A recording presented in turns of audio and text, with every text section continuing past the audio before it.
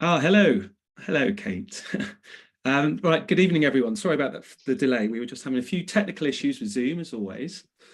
So thank you for coming. We're just waiting for a few more people to turn up. And Kate, I don't know if you can share your screen from here.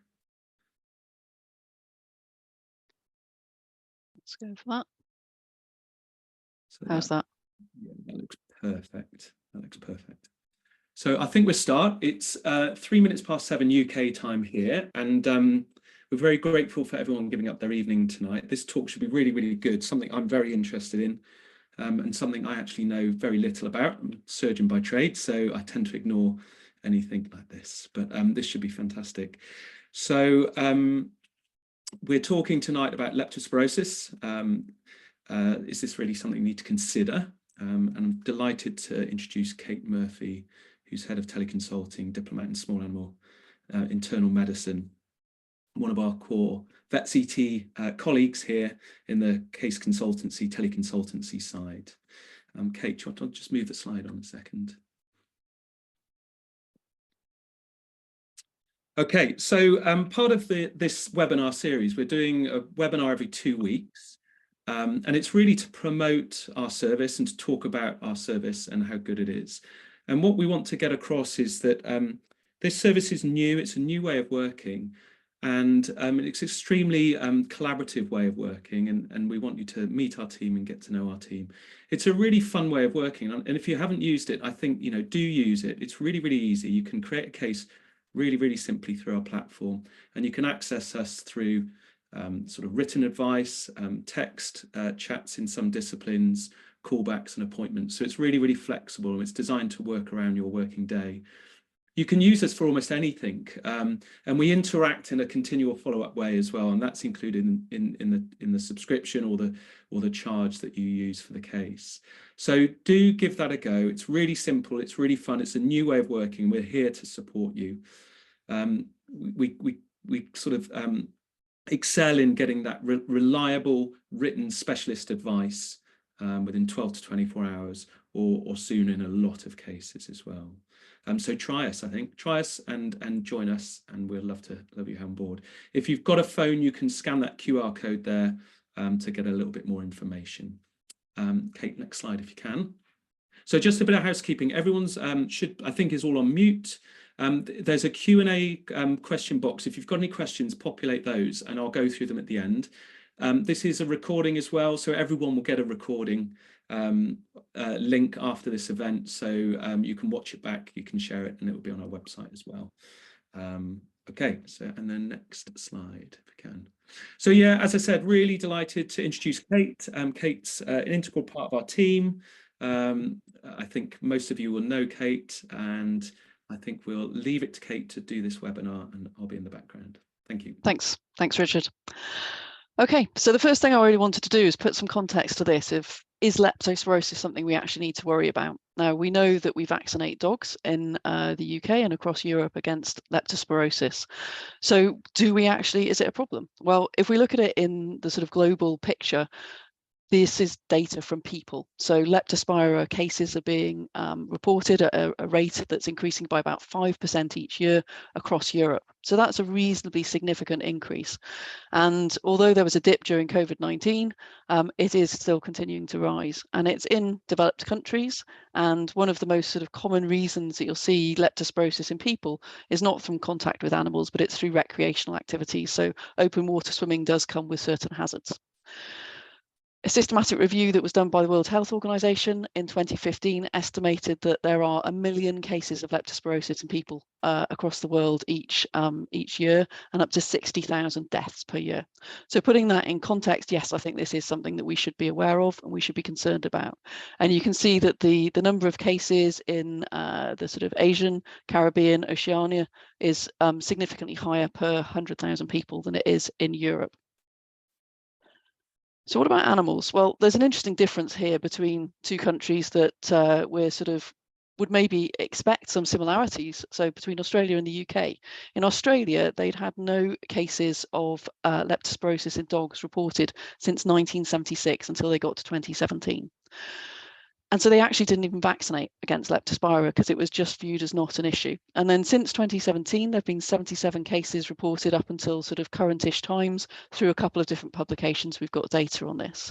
And the serovars involved have changed during that time. So it started off mostly with Leptospira copenhageni, and then they've seen cases of Australis, Robinsonii, Harjo and Pomona. And their fatality rate is up to 53%, which is actually in line with a lot of the data that exists in the literature. So in Australia, lepto wasn't something they worried about, but now it is, and vaccination is now something that's being practiced in the sort of focal endemic areas. What about the UK? Well, if we looked at the data from the VET Compass population, the sort of reporting is that there's about 0.8 cases per 100,000 dogs. And we know that we tend to see this in younger dogs, and we tend to see it in unvaccinated dogs, and we tend to see it in dogs from a rural environment. So as a dog gets older, if it lives in the city, it's at a reduced risk. But I think what we really sort of need to consider is whether actually there's a significant underdiagnosis here. So I can give you a little bit of context. When I was in one of the referral practices that I was working in back in 2014, we had a large first opinion practice as well. And lepto was something that I honestly didn't really think about that much. I had a colleague who was a little bit keen on it, and she was in my head one day when I was seeing my first case, and I thought, well, what would Catherine say? She'd say test for lepto, and I did. And actually during that period, we had over 70 cases in our practice of leptospirosis. And I know that if I hadn't had it in my mind, I would have missed those, because they present, as we're going to see, in ways that can just look like other disease. And with our sort of non-specific treatment, they might just get better anyway. So if we're not testing, we're not going to know. Now, there's certainly some times of the year that are more risk periods, so there's generally an increased risk in autumn, but as we'll come on to, any time when we've got a lot of rainwater around, that's an increased risk period for leptospirosis. There was a suggestion a few years ago that what we should be doing is using our sort of epidemiological knowledge to vaccinate using the right serovars for patients in our area. But unfortunately, although we know there are different serogroups, serovars in different ecological niches, we don't have that data to inform what we do clinically. So we rely on using the vaccines that are available and our information that we gain from some of the testing we do. As we'll come on to see, it is worth testing even in vaccinated dogs, particularly if you've got an L2 vaccinated dog, then testing is definitely advocated, because those patients are at risk of getting leptospirosis. But what we need to be aware of is that there are many different serovars and serogroups of lepto, and not all of them are covered by vaccinations. So we cover the most common ones with the vaccinations, but there are the potential for other serogroups to be involved and to affect these patients. So how does the lepto life cycle sort of look? Well, first of all, we need to understand that in the environment, we've got a huge number of sort of maintenance or reservoir hosts who serve to maintain lepto in the environment. And the rodent, and in fact, Rattus norvegicus is the most sort of common reservoir host that's sort of identified. And that fits for certain serogroups, but there are other wild animals and also domestic animals and livestock that can also act as reservoirs for infection. And then our incidental host, which is our humans and our dogs, and maybe the cat, we'll talk a little bit about that. They can get infected either directly through contact with contaminated urine from these maintenance and reservoir hosts. So that could be getting access to the urine and it going through damaged skin, or through mucous membranes. But they can also get infected through secondary exposure. So if these maintenance and reservoir hosts have passed contaminated urine, that's then contaminated surface, soil and surface water, and then these animals get exposed to it, then they can get infected that way. So that's how the sort of lepto life cycle continues. So we probably start to see some of the risk factors already for how lepto can be an issue for our pets. So what are the risk factors that we should be considering? What puts a particular patient at more risk of having leptospirosis? Well, this has been sort of investigated, and we have a way of sort of looking at these risk factors. So there are organism-based factors. So different serovars, serogroups will have different virulence in different species. So there's serovar host specificity as well. And some of them will survive better in the environment. If they survive better in the environment, then they're going to hang around for longer and provide more of a risk for these patients. Host factors I've touched on already. So younger animals, sex isn't a major factor. Breed is more really related to animals that are out and about in the countryside are more at risk than a very sort of pottering around in the garden kind of dog. And vaccination status certainly plays a role. So have they been vaccinated? Have they been vaccinated properly? Have they had L2 or L4 vaccination? These are important things for us to be aware of. Has that vaccination been maintained? Because duration of immunity is around 12 months in these patients. And then looking at the management factors, so where are these pets exercised? Now, I mentioned the rat being a big source of access to lepto, but in one study in France, hedgehogs were also a big carrier of lepto. So access to wildlife is certainly important for getting that access to the maintenance and reservoir hosts. And then environmental factors, absolutely important. So heavy rainfall like we've been having at the moment, leading to a lot of surface water and flooding, and in combination with an appropriate wildlife population can increase the chances of us seeing leptospirosis in these patients. So there have been quite a few consensus statements looking at leptospirosis, and the most recent one is the one that I'm going to use to share information today. So this was published by the American College of Veterinary Internal Medicine in 2023. And some of their sort of statements are going to come through in this talk, but one of them is that all dogs are at risk of leptospirosis, regardless of the time of year you see them, their lifestyle, their geographic location, and their signalment. So it should always be on our differential lists, and we'll come on to seeing why that's an important thing to consider. But certainly, if we have heavy rainfall, and the picture on the slide is of the sort of areas in which I live, where we do get a significant amount of flooding on the Somerset levels. So for me, that's a big risk being in that geographic area where there's flooding, where there's rainfall, patients that go swimming in not particularly clean water sources, patients that drink from outside water sources, and that access to wildlife all increases the risks that we might be looking at for these patients. So what about cats? Do cats get lepto? We don't vaccinate them against lepto, so one would assume they don't. And most of the evidence is that cats may act as a reservoir. They certainly get exposed to lepto. So if you look at serological studies, there's evidence that they've been exposed. And there's also evidence that around 20% of cats will actually have pathogenic leptospires in their urine. So they may well be acting as a reservoir. But if we have time and the questions and you're interested, I'll share some information about how cats may also sometimes get infected. So I wouldn't completely exclude it, is the way I'm looking at it with cats at the moment. But by far and away, our biggest risk population for lepto is the dogs. So thinking about it from a clinical perspective, how do these patients present to you clinically? Well, initially, this tends to be that they'll present as a sort of general malaise, so a febrile illness. They'll have potentially a fever. They might have a little bit of muscle ache, so they'll have some muscle tenderness, maybe a reluctance to move. They might be shivering. And then things will progress as the infection takes hold. And it really depends a little bit on the sort of dynamics of the case as to what we're going to see. But common reported signs would include lethargy, polyuria and polydipsia, particularly in those patients with renal involvement, inappetence, vomiting and diarrhea, which was one of the most common presenting signs in the cases that I saw. And we can also see hepatopathies, particularly with an association with icterus. But some cases presented in the time that we were seeing these cases particularly unusually. So the dog at the top of this slide, this dog actually came in through our orthopedic service and was coming in to have some elbow CTs done for chronic lameness.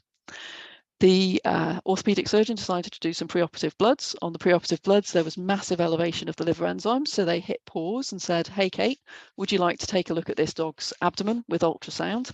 And I popped the probe on, and the first thing I saw was a massive thrombus in its caudal vena cava, as well as changes with the lymph nodes, the liver, and the kidneys. And this dog had come in literally for lameness, ended up being tested for lepto, was positive in the blood. So we put a hold on the investigation for the orthopedic disease while we managed the lepto. But I think that dog was the most extreme presentation of a fairly healthy looking dog with a heck of a lot going on inside.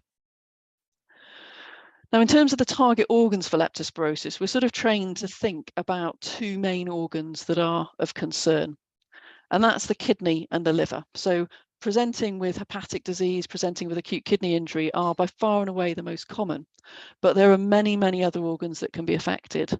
So we can see patients with acute hemorrhagic gastroenteritis presenting with leptospirosis, myocarditis and arrhythmias have been presented. There have been patients with calcification in the skin, and I'm going to show you in a moment another representation of disease of the skin, patients with meningitis and encephalitis, uveitis, conjunctivitis, retinitis, myositis, vasculitis. We get a syndrome of leptospiral pulmonary hemorrhage syndrome, pancreatitis, and reproductive difficulties. So this is why I'm saying when you're thinking about patients with lepto, you really have to have a wide net, because actually they can present in many ways. So yes, the classic ones present with liver and kidney, but some of them will present with other organs or just with the other organ presentations. And we certainly saw a lot of hemorrhagic gastroenteritis and severe pancreatitis in our case population in Bristol. So this was one of the odd cases that we saw come in, and this dog came in with a fever, general malaise, and it had these weird lesions on its skin.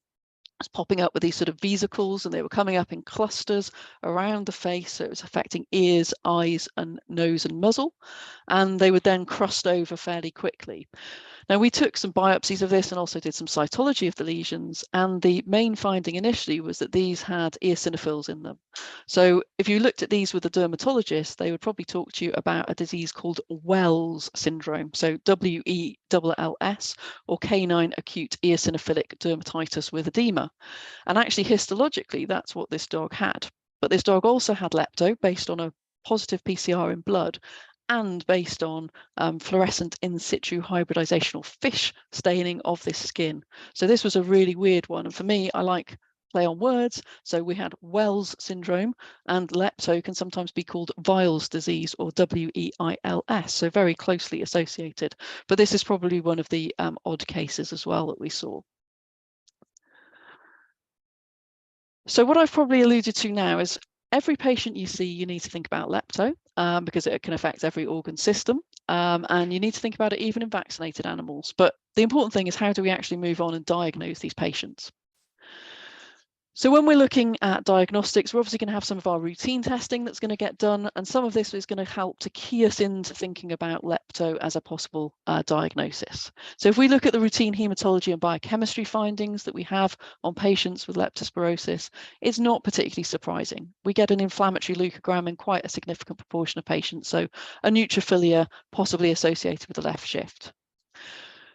Another sort of fairly common finding is thrombocytopenia, and that can be quite severe. So it can even start to look like they might have an immune-mediated thrombocytopenia, because that number can drop really low.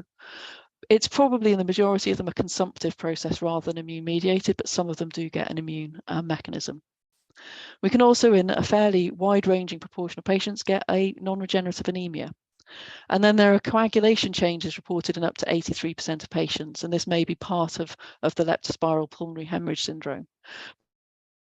Is that we see, it might be effects on the platelets, it can be effects on coagulation times, it can be effects on fibrinogen levels, both low and high, and some of them will fit the criteria for DIC. So it's really quite varied. There's no specific pattern that fits with lepto.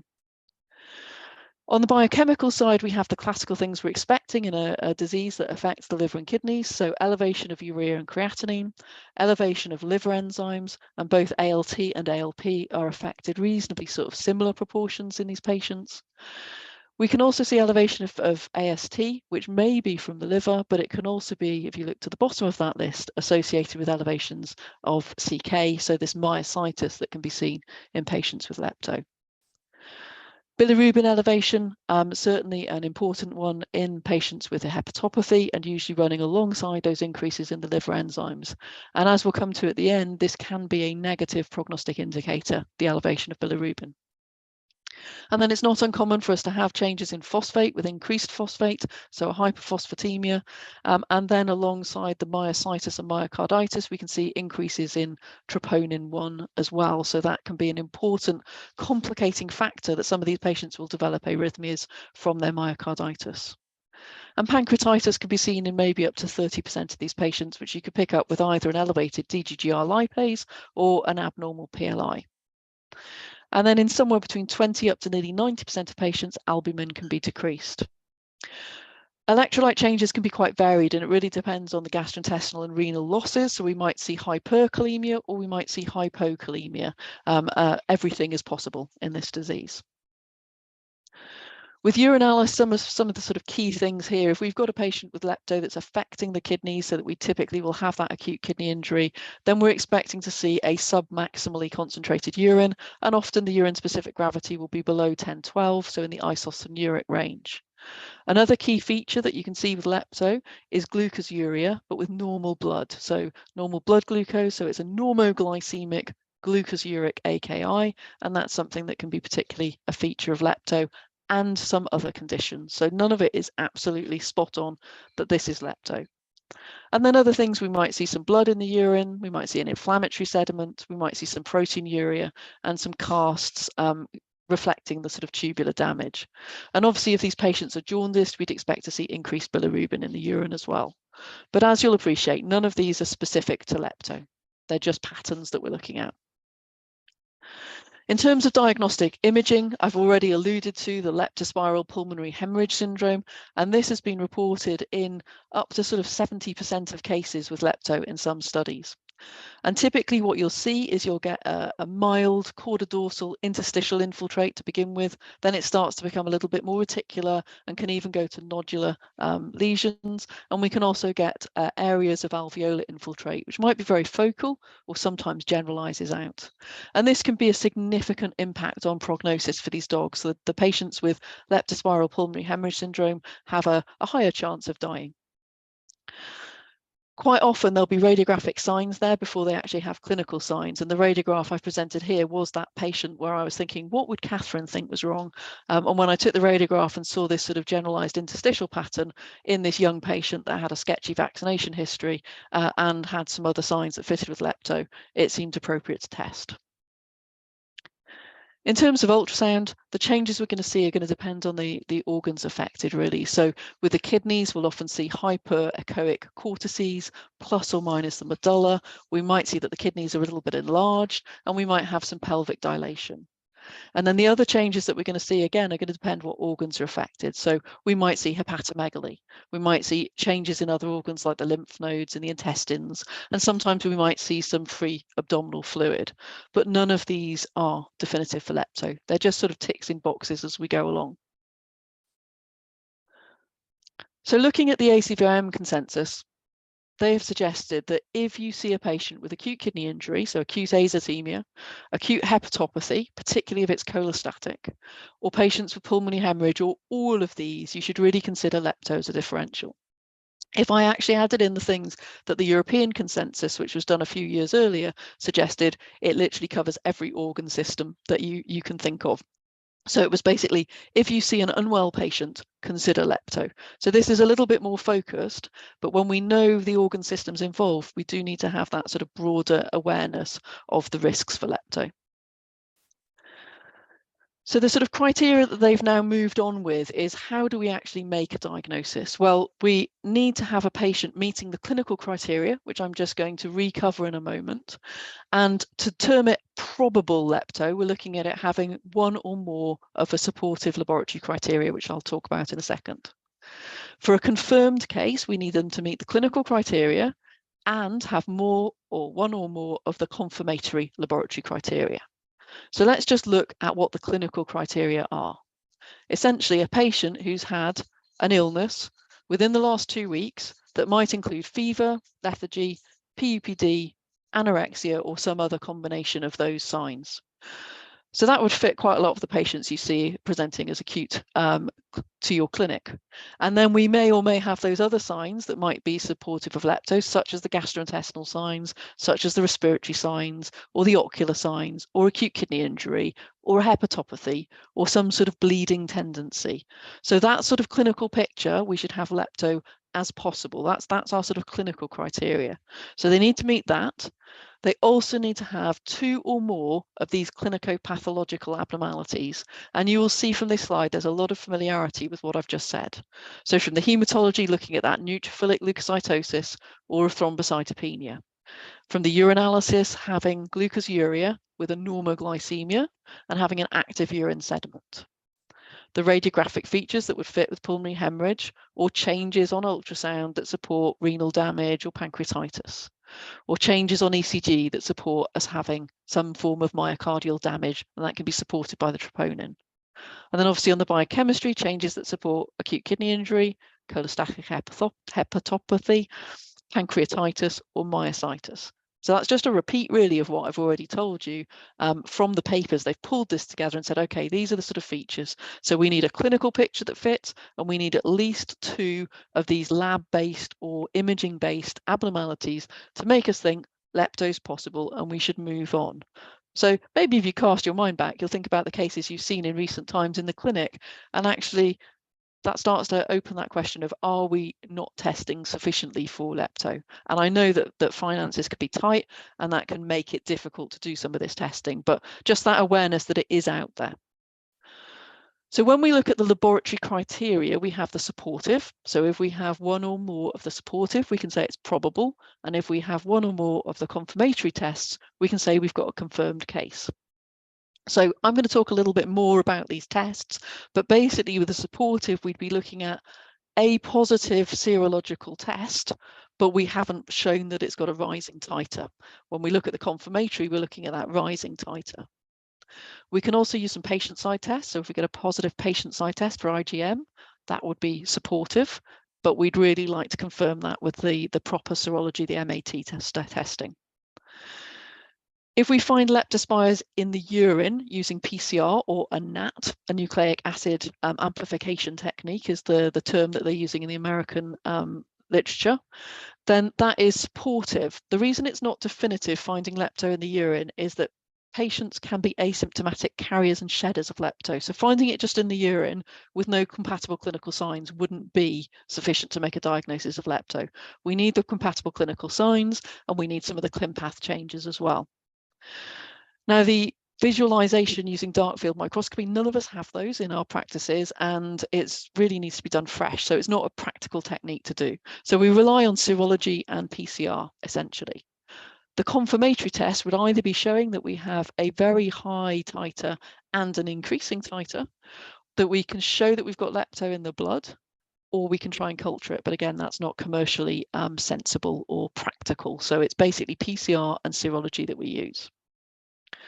So in terms of the sort of patient side testing, there's a variety of different tests available. Some of them do just IgG, which is more sort of chronic. Some of them will do IgM and IgG.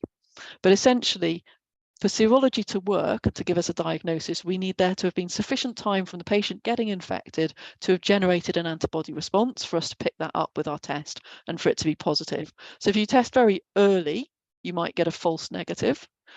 The other problem with these tests is that unfortunately they're not specific for infection. So if you've vaccinated an animal recently, and by recently that could be any time really in the last 3 to 4 months, but potentially up to the year, then this can be positive. And so that means that in vaccinated animals, these tests for me have limited application. But whatever, if you get a positive on one of these, we do need to confirm that with the more lab-based serological tests, which is the microscopic agglutination testing, MAT. So the MAT testing, again, because it's a serological test, it can also be negative in that acute phase.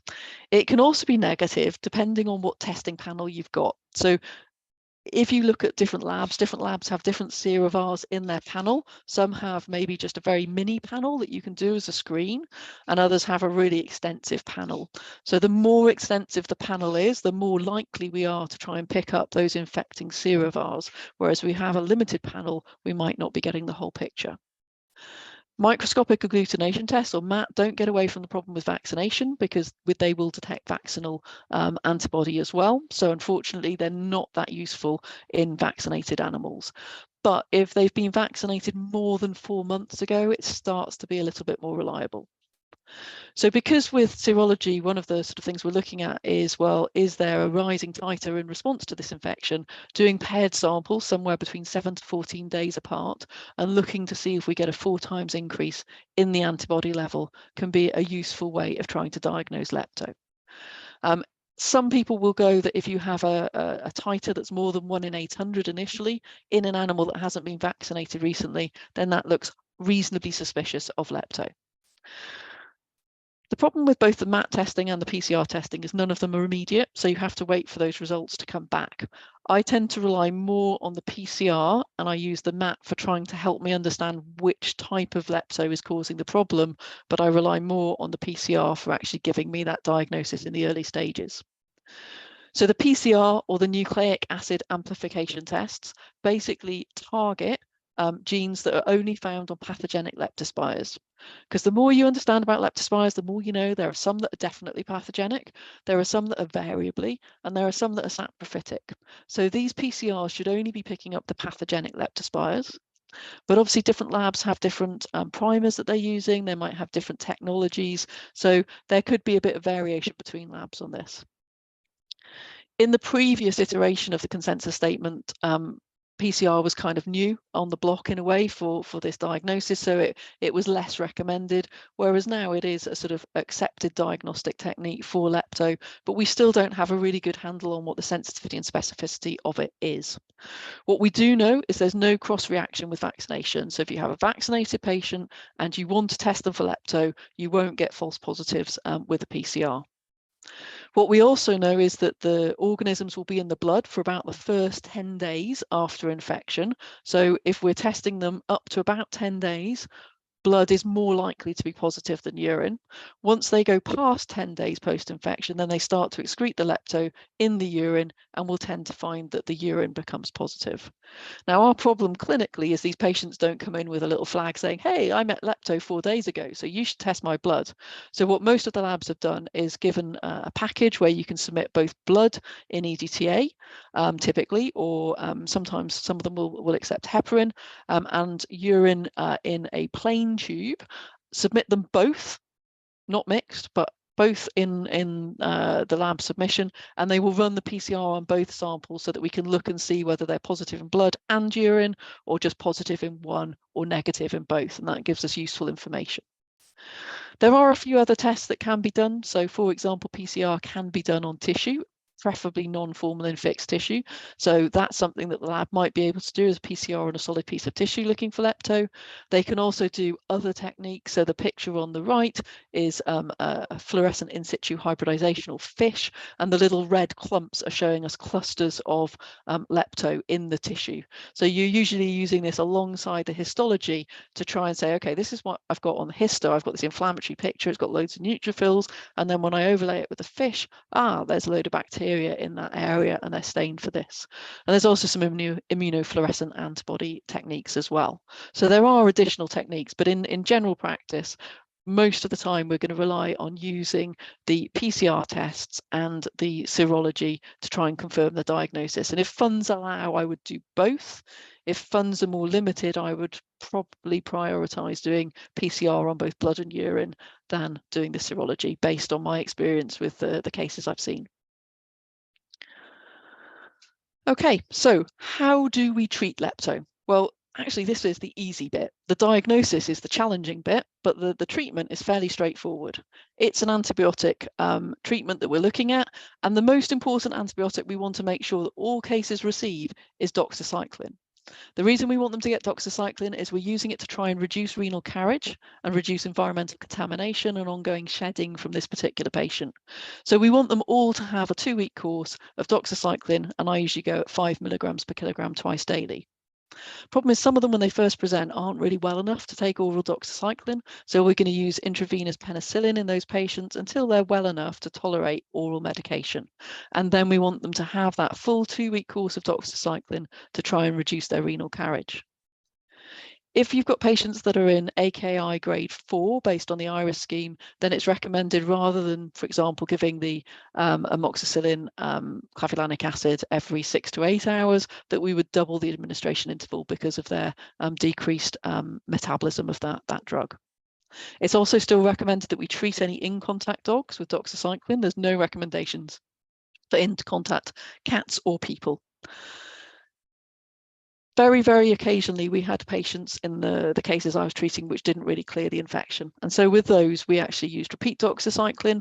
And Archie, who's shown on the slide here, Archie had really horrible hemorrhagic gastroenteritis, pancreatitis, and myocarditis. So he was going for multiple organ impacts. He ended up having to have some azithromycin to try and clear his infection. Prognosis based on the studies, survival more than 50% in general, with negative prognostic indicators being having a high bilirubin or having leptospiral pulmonary hemorrhage syndrome. In the cases we had in Bristol, we had about a 12% mortality. I think because we became pretty good at looking for it, because we were seeing so many, we were acting quickly and getting on with the treatment. And another important thing for clients to be aware of, for patients that present with lepto and have kidney injury, they can recover from that, but many of them, around about 50% in fact, will have some form of long-term impaired renal function. It's not always apparent straight away, so some of them that develops over a year after the lepto incident. In terms of prevention, vaccination is obviously key in this, and I've already mentioned that this disease is less common in dogs that are vaccinated with the quadrivalent vaccines, the 4 serovals, the L4s, but it can be seen occasionally in them. It's much more typically going to be seen in unvaccinated or L2 vaccinated animals. And the quadrivalent vaccines in Europe and the US are slightly different. Basically, in Europe, we have the Australis group, whereas in the US, they have the Pomona group in their L4 vaccines. Final thing just to think about, how do we manage these patients in the hospital? If you can imagine having that many patients that we had in our clinic, there was no way they could all go in isolation, and actually they don't need to be, but they do need to have cage warnings, and that cage warning is so that people who are handling these patients know that they're a lepto risk. And if you've got people who are immunocompromised or pregnant, try to avoid them having contact just because they're at that slightly higher risk. Try to limit movement in the clinic, so don't walk them past all the kennels. Try to have them exercised in an area that is separate from where non-lepto risk patients are being exercised. There is a potential zoonotic risk. It is fairly low based on studies, but we want to try and do everything we can. So when we're handling these patients, we should be wearing face mask, gloves, gown and goggles, particularly when we're doing things where we might aerosolize blood or urine, and we want to avoid needle stabs and all of those things. If a patient urinates on the floor, best thing is gloves, gown, absorb it with liquid first. So absorb the liquid with some paper, and then you can use something like some 10% bleach to deactivate the lepto. Obviously, if there are samples going into a lab, make the lab staff aware that this is a potential lepto patient as well. So it's just being sensible and taking necessary precautions. So that brings us to the end of my run through lepto. Hopefully you can see that it is something you should be thinking about, and I'll happily take any questions. Great, thank you, Kate. That's really, really good. Really fascinating, and the fact that it's sort of so widespread in our clinical patients, in the clinical picture that we see, is a real help. So we've got a Q&A box attached to this talk. So if you've got any questions, do put them in there. We've got a couple of questions in there. So what I generally do is I'll read them out to you, Kate, and we'll address them that way if we can. So the first one is from Andrew Frost, and it says, Kate, you mentioned the Australian fatality level was in line with the literature. Is that literature in relation to a naive population? And would a non-vaccine strain potentially cause the same level in the UK dog population? Or is that also species strain of lepto associated? Excellent question. I would say that the literature away from Australia, so some of the studies that were there were in similar populations, I think, to the UK, where they wouldn't be naive dogs to lepto. So yeah, I think it's just maybe that comparator with Australia, we had such different experience, but as I said, I think that was just us being more conscious of it. In terms of the strains that might be involved, this is where it becomes tricky, because I don't think we've got enough data on the different strains that were involved yet. So in the serology that I did from the cases we were seeing, we had Bratislava coming out, and that would have been covered by the L4 vaccine. Most of our patients were a mixture of both L2 and L4 vaccinated and some unvaccinated, but we had occasional cases in L4 vaccinated as well.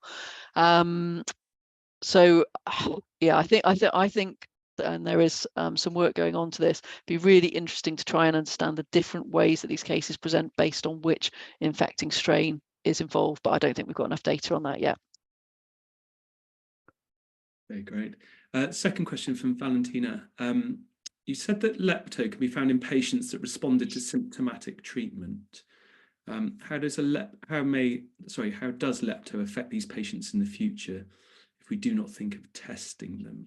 Another excellent question, and another one where the evidence for my answer is going to be a bit sketchy. If we think about the study that showed that up to 50% of dogs will have some sort of renal impairment long term, that would certainly be one of the ways that we can identify that lepto could affect them longer term. So if we don't know that they've had lepto, we won't necessarily know that lepto's involved with their development of some form of chronic kidney dysfunction. There's also thoughts that there may be some impacts on chronic hepatopathies in these patients as well. But again, there's just not the evidence there to back it up. But that would be my suspicion, would be the main thing we would see would be chronic hepatopathies and chronic kidney disease that might have had a link to it. Obviously, because we're trying to be better clinicians and we're trying to avoid antibiotic use without having a good justification. But the reality is that a lot of patients in clinical practice, if presenting with an acute febrile illness and a variety of clinical signs, might well meet some amoxicillin. And that's why I think we might not necessarily diagnose a lot of these cases. Two similar questions, I suppose, on the treatment with penicillin from Maisai and Claudia. What dose and frequency of IVC penicillin would you use? Sure. Well, because most of us have access to amoxicillin clavulanic acid rather than pure ampicillin or amoxicillin, I'll give you the dose for that, and it's my standard dose, which is 20 mg per kg IV TID. You could go up to 4 times a day, but typically I've used 3 times a day. There are doses which I don't keep in my head for ampicillin and amoxicillin, but I don't have access to those IV in my clinic, I'm afraid. Great. So question from Cameron Pryor. Brilliant talk. Thanks, Kate. How are you monitoring treatment, PCR, or resolution to clinical signs? So first of all, it's about how you're monitoring treatment or resolution. Do you want to answer that first? I can just run it all, to be honest, Richard. Right, well, so, in terms of monitoring treatment, I was, when I was seeing these cases back in 2014, 2015, using urine PCR to check if they were responding adequately and to make sure we'd cleared the infection. The more and more I thought about that, I thought, well, we know that the PCR is, we don't know the sensitivity and specificity. We also know they don't shed the leptospires continually. So am I just testing to get a result I want? I.e., if I get a negative PCR on urine, I can pat myself on the back and say I've cured it. But actually, have I? Because it might be shedding tomorrow. So in all honesty, and with finances in mind, I stopped doing the screening follow-ups with PCR and just went for response to treatment and the patient being clinically improved and having had the 2 weeks of doxycycline. Right. And the second part of that question was, what dogs present with hepatopathy exclusively? It is a low percentage, and definitely in the cases that we saw, pure hepatopathy alone was very, very low. So I would agree with your suggestion of the sort of 3% prevalence. I don't think it's a significant proportion, and I think we need loads more work to understand whether what role lepto and other organisms have in these chronic hepatopathies that we see. Great. And you mentioned cats, actually, which is really interesting. Have you got any more thoughts on cats? Well, the literature doesn't have very much, and I haven't contributed to it, but I did present an abstract in 2016 at the International Society of Companion Animal Infectious Diseases of 3 cats that we saw during that same time period that presented with hepatopathies, subcut edema, a whole variety of sort of nasty stuff that was going on. And because we were seeing so many dogs and because of the way that these cats presented, they made us feel that there was something a bit odd going on, and they were positive for lepto in the blood. Now, you know, that sort of comes to it's pathogenic leptospires. Are they transiently infected? I don't know. It felt like they had lepto. We treated them for lepto. 2 out of 3 made it. The one that didn't had absolutely horrendous sort of multi-organ dysfunction. So I just think it's one of those things we need to know more about. And there have been a sort of splattering of cases through the literature where people have been more convinced that lepto is actually playing a role rather than being just a reservoir host. One from Marie. How prevalent is lepto in the UK, and how is lepto 2 efficient compared to lepto 4? Because a lot of vets still use L2. Yep. So how prevalent is it? We still don't have enough data to answer that question. If we went with Vet Compass, it would be 0.8 cases per 100,000 dogs, which is pretty low. But I do strongly believe that we are missing patients with this.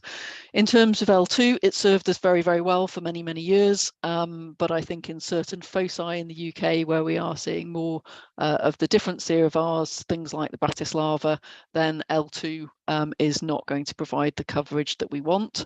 And so given the serological evidence from studies in Europe and elsewhere, I personally am a proponent for L4 vaccination. Another one from Cameron. How often are we seeing asymptomatic lepto with PUPD as a primary sign? What is PUPD? I don't know would be the answer, Cameron. You're asking all the excellent questions tonight.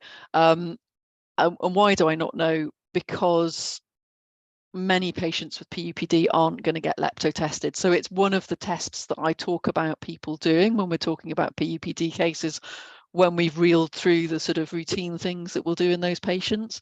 But obviously, it just depends on us assessing risk factors in that case and the client having the funds to proceed with the testing.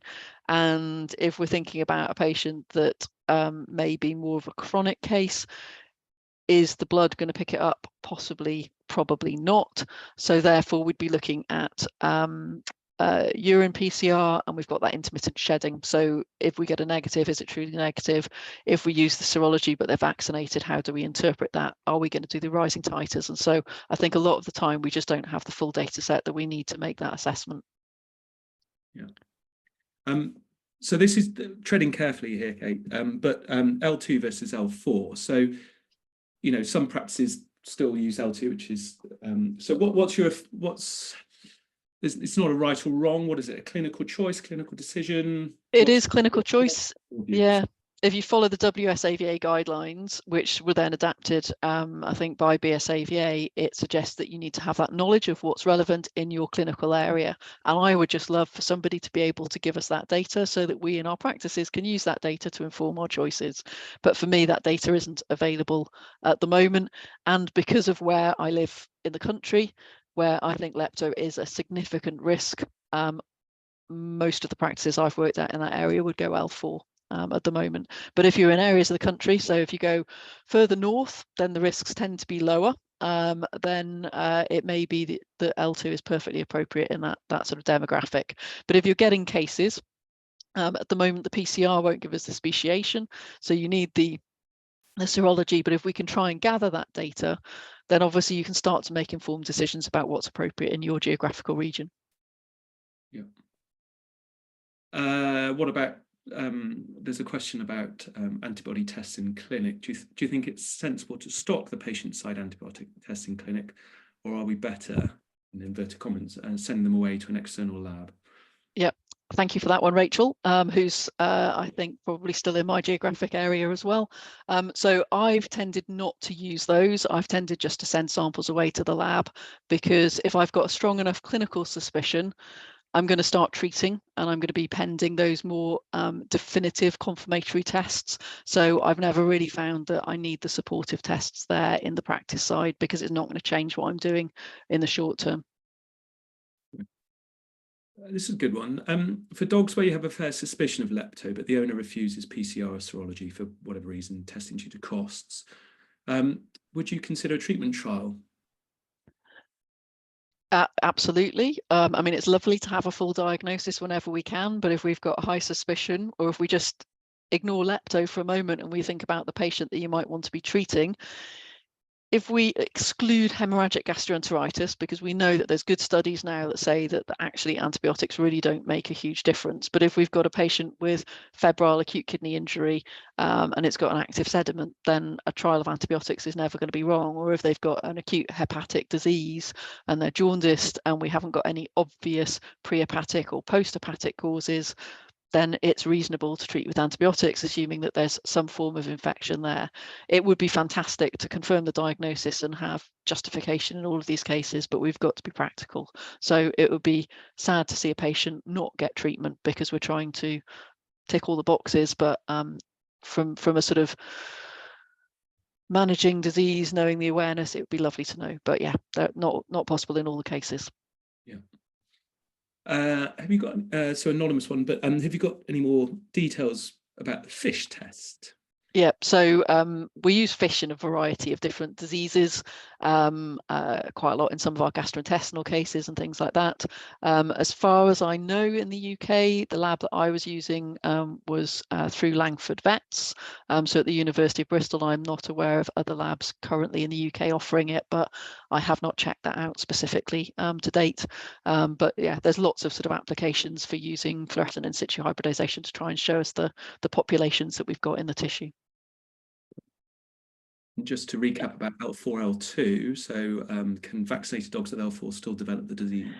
They can, but they're much less likely to. So they're only really likely to develop it if they have an infecting serovar that's not in the vaccine. And the vaccines that we've got are based on the best knowledge and the best available vaccines for that geographical zone. But yes, theoretically they can, either due to maybe a failure in the immune response from the dog, or maybe the exact protocol wasn't followed, or not any vaccine can be claimed to be 100% efficacious. And as I said, you've got this sort of serovar shift. But the ACVIM consensus states that if you see a patient which is L4 vaccinated and has these compatible clinical signs, test for it, but really do think about other things as well. So the probability of it becomes much lower if it's an L4 vaccinated dog, where if it's non-vaccinated or L2, it becomes much higher.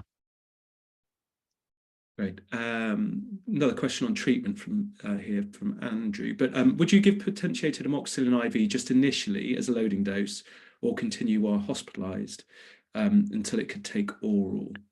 Yeah, it's very, very patient dependent, to be honest, on this one, Andrew. So most of the ones where you're needing to go IV, it's going to be at least sort of probably 3 to 5 days, just because of how they are clinically. But it is, as soon as they're able to tolerate oral, then I will swap them onto oral. And if they are relatively well, in some of those patients, I've just gone straight for doxycycline. But the sick ones that you have in the hospital, IV until they're able to tolerate oral. Right. Question about L2, L4. Can you switch? Do you know if you can switch without complications? I'm not aware of any complications from switching, but you would need to do, as far as I'm aware, but check with your vaccine manufacturer. You'd have to do the primary course for the L4 to ensure full coverage. So you'd have to sort of start again, so to speak. And cats with icteric conditions, what are your thoughts about lepto testing in those? I'll be honest, it's not top of my list to test them. So just sort of a hepatopathy in a cat, I wouldn't be reaching to test for lepto. I think we'd have a low sort of return on investment on doing that testing. It's more the ones where they've got sort of more multi-systemic stuff that were raising the flag for me. But as I say, at the moment, I would just have it there in the back of your mind as a little twinkling rather than a flashing light. I think it's just something that we might learn a bit more about as we move forward with research. Great. And massive topic, but the stigma from owners and L4. Yep. What do you think? Where do you think it comes from?